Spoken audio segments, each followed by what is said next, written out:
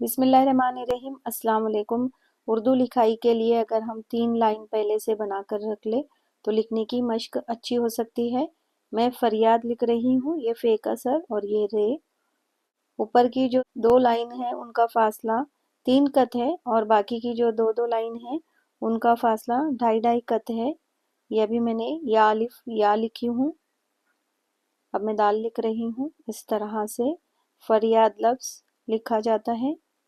इसके बाद अगला लफ्ज़ है तजदीद। ये ते कसर, उसमें शीन के शोशे लगाएंगे। तश।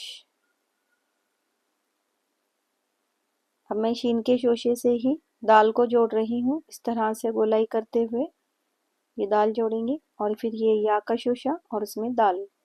इस तरह तजदीद लिखा जाता है। इसके बाद है तजल्लियात। ये ते का शोशा, उसमें जीम और फिर लाम।